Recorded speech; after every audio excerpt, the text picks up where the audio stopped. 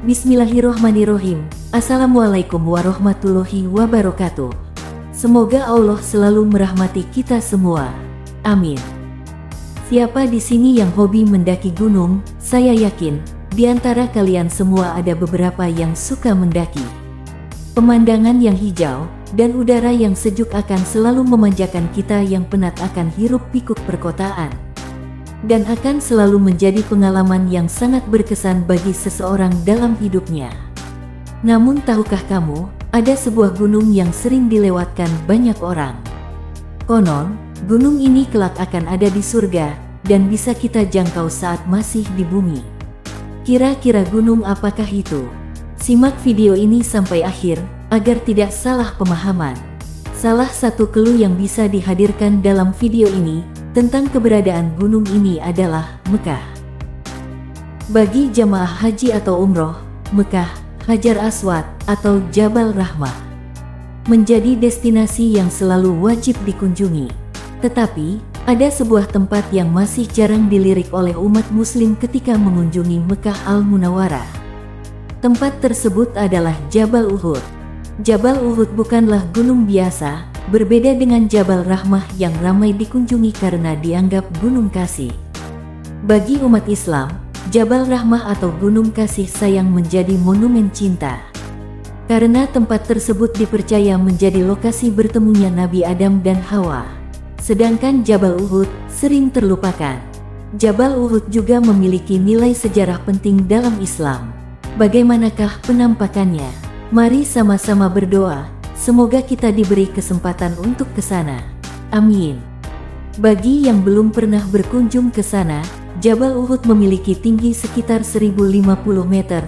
Gunung ini berlokasi sekitar 4,5 km di sebelah utara kota Madinah, Arab Saudi. Jabal Uhud memiliki panjang sekitar kurang lebih 7 km dan terdiri dari batu-batuan granit marmer merah dan batu mulia. Nama Jabal Uhud sendiri pun diambil karena letak gunungnya yang berbeda dengan gunung yang lain. Jika kita amati, gunung ini terlihat terpisah dengan gunung-gunung lainnya. Karena itulah gunung ini dinamakan Jabal Uhud atau gunung yang menyendiri. Selain itu, di tempat ini juga terdapat makam para syuhada Uhud. Makam yang terletak tepat di antara Gunung Uhud dan Bukit Rumat ini merupakan pemakaman bagi 70 sahabat Nabi yang kala itu gugur saat pertempuran Uhud. Karena itulah, gunung ini sangat berkesan bagi umat muslim. Bahkan ada sebuah hadits Nabi Muhammad SAW yang berbunyi, "Gunung Uhud adalah gunung yang mencintai kami. Dan kami mencintainya, bukan hal yang mudah bagi kaum muslim kala itu untuk berperang dan mempertahankan agama Islam. Perang dahsyat tak bisa dibendung." Pada 15 Syawal 3 Hijriah, atau Maret tahun 625 Masehi.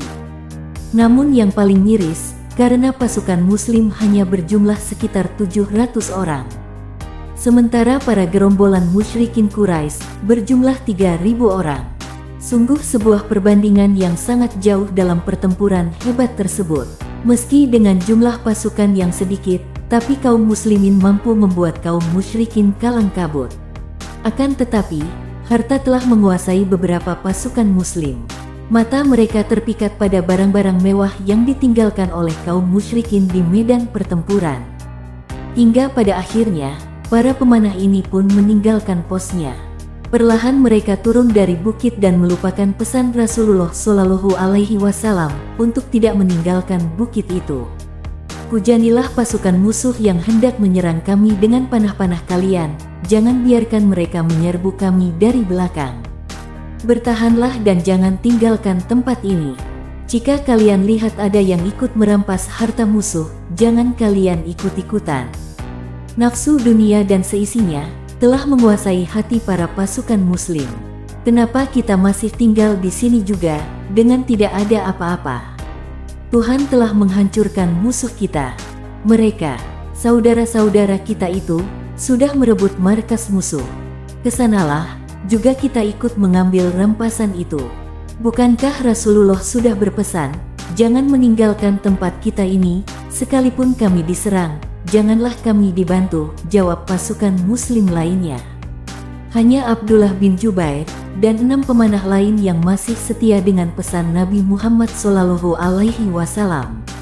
Meski Abdullah bin Jubair telah menasihati mereka untuk tidak melanggar perintah Rasul, namun semuanya sudah terlambat.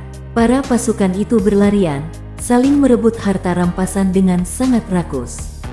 Tak berselang lama kemudian, komandan Quraisy yang kala itu belum memeluk Islam saat itu, bernama Khalid bin Walid, melihat peluang itu, ia dapat menguasai kaum muslim, lalu memanfaatkan keadaan tersebut untuk menaklukkan pasukan muslim. Kondisi pun berbalik, jika awalnya mereka harus takluk oleh kekalahan dari pasukan muslim. Kini pasukan Quraisy menyerang tentara Islam yang sedang terlena dengan harta rampasan tersebut. Pasukan muslim saat itu merasa kebingungan, karena sudah tak bisa membedakan mana kawan dan mana lawan. Beberapa sahabat bahkan saling serang, karena saking kebingungannya harus menyerang ke arah mana. Hingga akhirnya, kekalahan pun harus diterima oleh kaum muslim pada saat itu.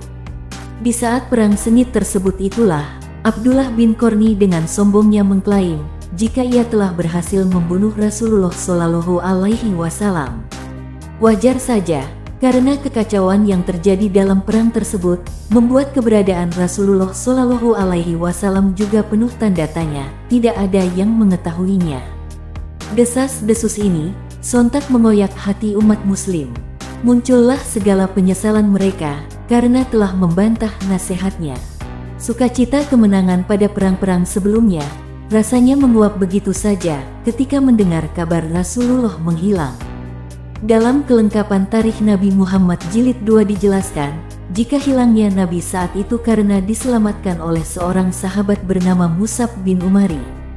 Dia yang mencoba melindungi Nabi dari gempuran musuh, serta dengan berani mencari cara agar identitas Nabi bisa disembunyikan. Hal itu terus dilakukan sampai Mus'ab sendiri harus gugur di medan perang. Sungguh, sebuah pengorbanan yang amat dalam. Namun klaim tersebut tidak terbukti. Rasulullah SAW berhasil ditemukan, meskipun sudah lunglai dengan luka-luka di tubuhnya. Pada momen inilah Rasulullah merasakan perih yang luar biasa. Ibaratnya, sudah jatuh tertimpa tangga. Bukan hanya mengalami rasa sakit pada tubuhnya, juga kehilangan 70 sahabat. Namun beliau harus ikhlas melepas kepergian sang paman Hamzah bin Abdul Muthalib untuk selama-lamanya. Meskipun pada momen ini, Muslim mengalami kekalahan, namun terangkum menjadi sebuah pembelajaran bagi pasukan Muslim tentang pentingnya kedisiplinan. Saat serta perlunya bersikap patuh mendengarkan taktik yang sudah disusun matang dan sudah disepakati sebelumnya.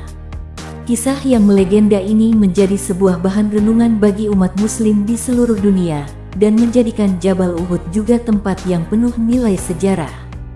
Selain menjadi tempat bersejarah dan tempat berperangnya 70 pahlawan Islam, Jabal Uhud merupakan gunung yang dijanjikan oleh Allah Subhanahu wa Ta'ala akan ada di surga kelak. Jika kita hendak melihat gunung yang terdapat di surga, maka ziarahlah ke Gunung Uhud. Nabi Muhammad SAW bersabda, Gunung Uhud ialah salah satu dari bukit yang terdapat di surga, hadits riwayat Bukhari. Jabal Uhud juga sempat bergetar saat Rasulullah SAW berjalan di atasnya. Saat itu Nabi bersama sahabat Sayyidina Abu Bakar As-Siddiq, Umar bin Khattab, dan Utsman bin Affan radhiyallahu anhu. Saat itu Rasulullah SAW tiba-tiba berkata, "Diamlah engkau Uhud, di atasmu sekarang ada Rasulullah dan orang yang selalu membenarkannya."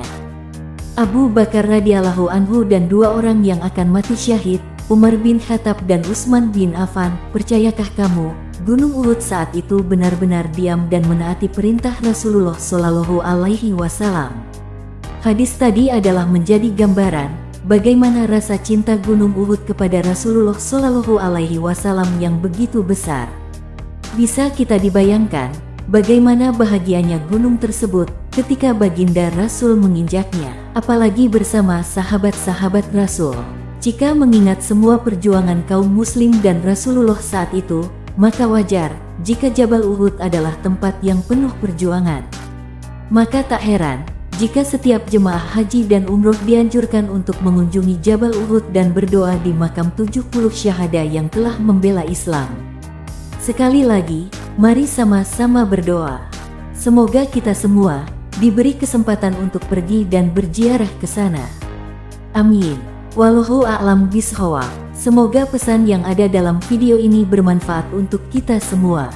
Amin. Wassalamualaikum warahmatullahi wabarakatuh.